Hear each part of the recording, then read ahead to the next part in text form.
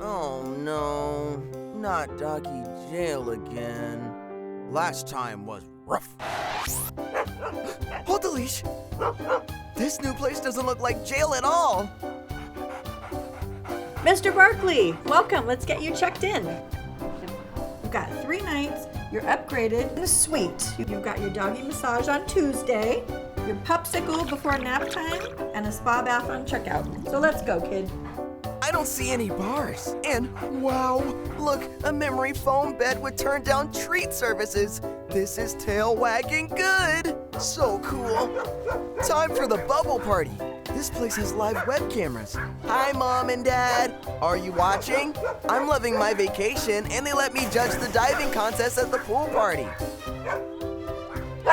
Spa time! Shampoo, pedicure, blow dry, and a massage. Dear Mom and Dad, feel free to extend your trip. Take your time. I'm living my best life. Spa days, belly rubs, and a new best friend.